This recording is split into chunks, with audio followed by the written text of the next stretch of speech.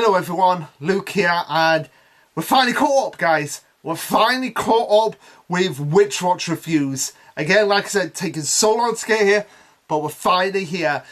After so many weeks away, just breaks after breaks with my life and with Witch Watch itself and with Show and Jump. We're finally here. Chapter 258, titled Bone Crisis Part 27. Now, like I said in the last review, this chapter's mostly going to be focusing on the fight between every one of the familiars and Shikimi, and it is a great fight chapter, but it's still a fight chapter, so not really much to talk about. Don't know how long this review is going to be. Probably going to be on the shorter end of reviews, but we'll see. We'll see, because the build-up, like the first half, that's where most of the talking actually takes place in. The second half, that's when we get into the fight scenes, which, like I said, not really much to talk about when we get to those scenes, but it's still going to be something that I will mention the choreography and everything that everyone does. So anyway, we pick up from the ending of the last chapter where, as we know, Shikimi has gone into the park. He's surrounded by trees.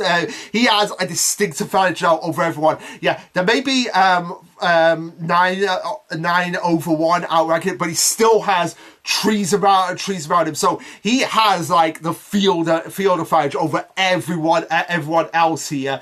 As Morihito says, like, oh, Shikimi went into the park, we're going after him, we have to end this here. As Keigo's like, yeah, about that I have a little bit of a problem for you, Morihito. You see, I can't fight on the front lines with you anymore. Wolf is gone, and this shocks Morihito. It's like, wait, what? When did this happen? Because he's probably thinking, like, at this point, like, oh crap, we've lost one of our best fighters right before we're gonna fight the big bad. Like, what do we actually do now that Wolf is gone? I mean, Keigo can still fight. He's still got like the ability to fight and throw punches. It's just like he's been severely crippled with Wolf no longer being in the picture. But as they start to stare down, like, we see like the most serious badass Morihito has ever been. Like, just the aura, the intensity that's just shaving off him right now. You can just see like he's got like the stir of like, no, we need to end this before things really get screwed for us, which it probably is going to get screwed for you guys, because you've been winning just fights after fights after fights here.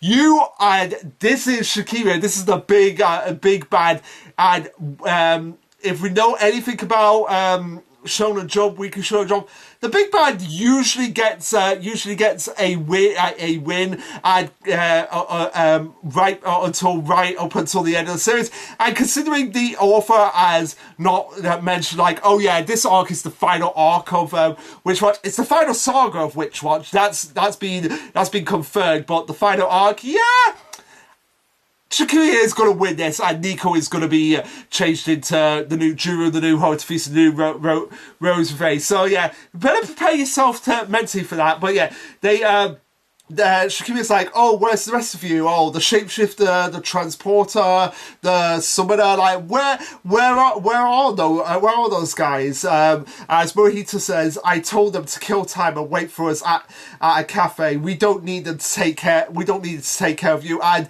considering the fact that those three are witches, they still run the risk of being turned, being corrupted, being made into warlocks themselves. So yeah, best leave them out of this fight while the familiars take over. And as Morihito is explaining to Shikimi, we have Mirio being like, wait, really? He did? He asked Momo, Charmy, and Nemu to basically do that, before Khan explains that, no, Momo and the others are still on the ship looking after the warlocks who surrendered and helping the crew that were threatened. What's he talking like that for? So again, Morihito thinking strategy, like, okay, if they get corrupted and turn into warlocks, then yeah, we are 100% screwed. So I'm going to leave them on the ship away from this battle, because we need to be the ones to take the priority to take this fight on Shikimi. As he says to Ban, hand over the warlocks to the police when they get here, and and Ban guard Nico. As Ban's like, oh, you've got it, don't worry, I'll protect. Yeah, give me your track record, Ban. I'm not really sure you should be the one guarding Nico at this point.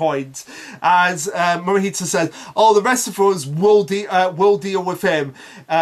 as Shikimi says, it looks to me like it's all you can do to stay standing, Morihito, and the rest of you aren't in much better shape. Seems the battles were even and left everyone on the brink of death, where Shikimi at this point is 100%, like, it's basically like, okay, these guys are on 10% each, whereas Shikimi is 100% at this point. So he's like, sees my side did some good work while you Og was enjoying nap time. So yeah, pretty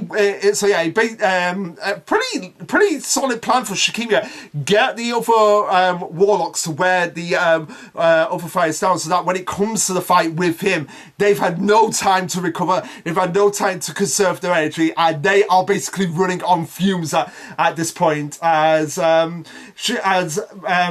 Morihito starts to get really enraged at this point, because he's probably thinking like, oh my god, this guy's right, and he has lured us completely into a trap. Before King's like, cool it down, Morihito. If you get angry now, then it's just gonna make him all the more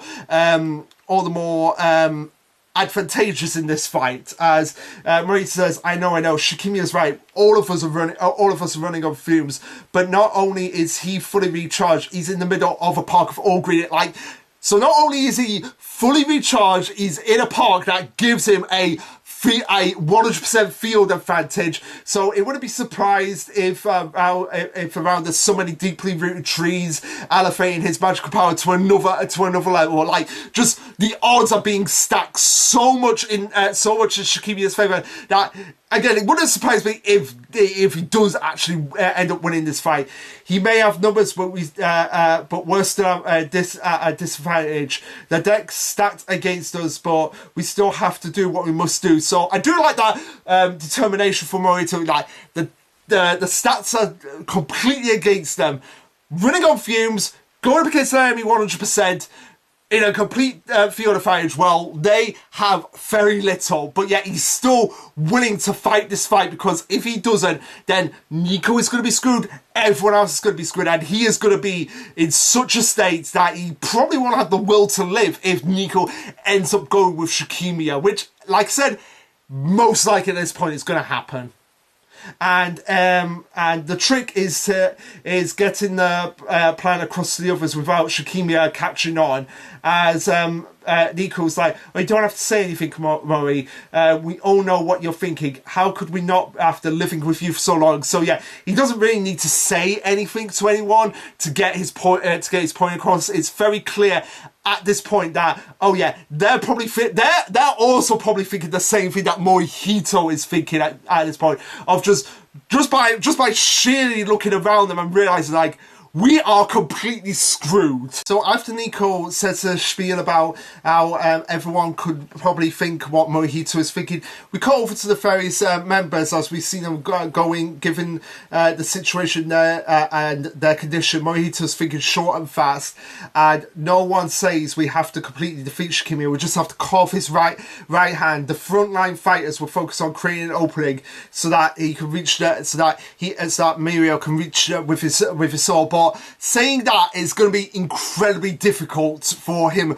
to even get to this point, as we see Shikimi readying himself, wrapping himself in vines, rising himself off the ground, and everyone gets ready poised, like, okay, this is it, guys, we're ready for the fight, here he comes, we'll finish this in 3 minutes. And yeah, saying a fight's going to finish in 3 minutes is about as likely as getting a solar eclipse every night. Yeah, this fight is not going to end in 3 minutes, or even if it does, it's going to end in a very bad way. So yeah, as Morihito says that, Shikimi's like, I'll swat you down your own sets, as everyone charges in for the fight in just like this gorgeous picture right here of just giving their poses.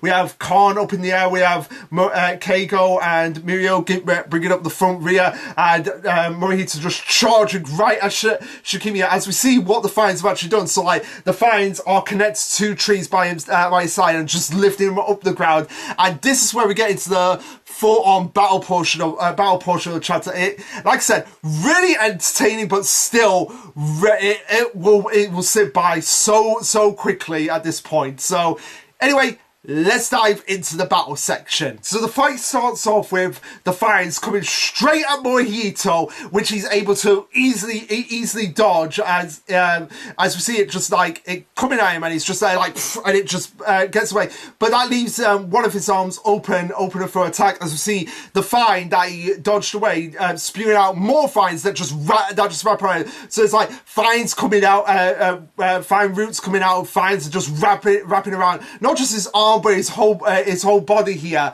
And before he even has time to react, we see Khan bring down his weapon. Like, Khan's up in the air and he's just like swinging down the weapon that he has on him and just lopping off one of the Fines right there, as he's like heads up, as we see just this giant monolith of I guess a Venus flytrap monster just like coming up behind Morihito, like it's one of those Rose Venus flytrap monster things that you see just coming up behind him, potentially wanting to eat him and devour him, because Khan doesn't have a time to like react to it. He's just locked up on the Fires. He's just lying down, getting his composure. He's like, heads up, Morihito, and it's coming up right behind him, as we see Keigo just dodge out of the way at the last minute, getting Morihito out of the way, just pulling out all the Fines that are just like snaggering his whole body, because it still has Fines all around him, and even the Fines are like starting to grapple at his feet, and it's just getting so intense right now, as we see Mirio just like slipping around, using his sword, just cutting down Fine after Fine after Fine, before we see Morihito just grab two of the Fines, put him up with all his strength. You see the Fines just okay, so this is what okay, so it's not the Fines, it's the roots. So Morihito gets the roots of the two trees that are holding Shikimi together, right? So gotta remember, these are two like really solid trees right now. So Morihito just grabs the roots, literally lifts them up, pulls them out, so like it rips out both trees at the same time, causing Shikimi to just fall back, and just showing the strength that Morihito he's had Fines, he's like pulling them up, everyone's pulling it out, grabs the Fines, just like rips them out, clear as they from their post. Shikimi just gets pulled back, and you just see you just see Morihito at this point just like deck Shikimi right in the stomach. Is it Shikimi? Or Yeah. So you see Shikimi just get decked right in the stomach, and Morihito thinks that, okay, it's over. But oh no, it is not over. But seriously, no, that was one of the most badass moments from Morihito I've seen in a while. Just pulling out those two trees as they're just all, and he thinks he's got the upper hand at this point, goes to punch Shikimi, but then we see another barrier just sprawling up around Shikimi as Morihito's like, oh my god, what is going on right now? So after Morihito tries to punch Shikimi, and we see just this barrier erupts around Shikimi.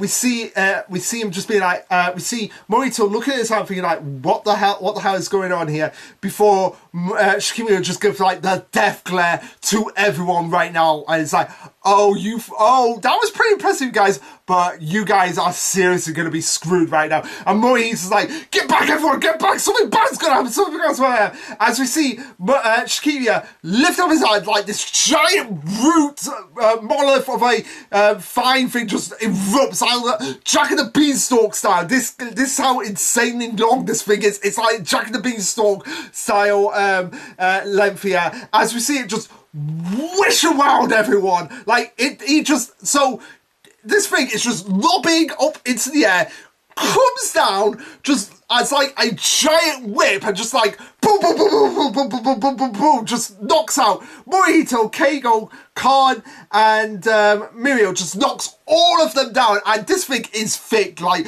really thick, like how you would perceive like thick wood on a tree, as they are just tossed right back at this point. And Ban is giving the look of like, you see Ban off to the side, just giving like biting her lips, like, oh no, how it's more like it's more like that kind of motion that Ban's giving, like, oh shit, oh shit, oh shit, oh shit, oh shit, please be careful, please be careful, please be careful.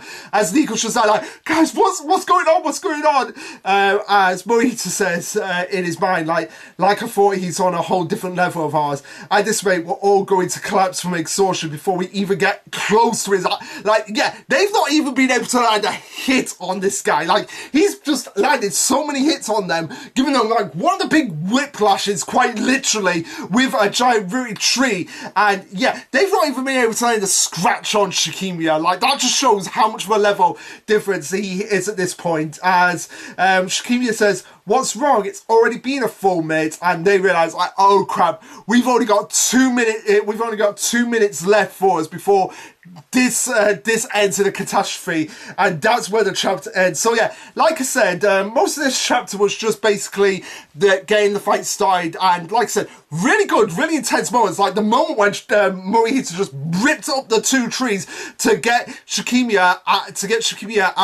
of his defensive moment, only for him to come back with an even stronger defensive moment. And basically all that they wasted a minute, and yet not even been able to land a hit on him.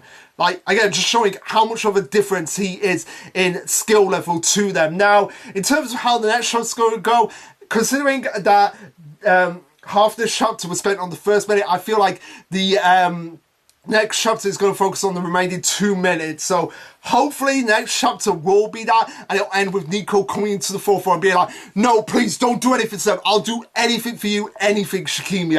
And yeah, that's where I feel like the chapter's going to end, with Nico sacrificing herself for the sake of everyone around them, in the kind of the same way that Morihito had sacrificed a lot for Nico. Now it's her turn to step up the plate and sacrifice herself for not just him, but for all the family that she's accumulated over the months and even years that she's built up with these relationships. So yeah, hopefully that is how it's going to end the next chapter. If not, the chapter after. That's how I expect it to end. And I've always expected that this arc titled Bone Crisis is going to end with with Nico sacrificing herself and giving herself over to Shikimi to become the vessel to bring back the love that he wants. But that's something we'll just have to wait and see. So anyway, guys, what did you think of this chapter and the last chapter? Like I said last time, like, subscribe, comment, all that jazz.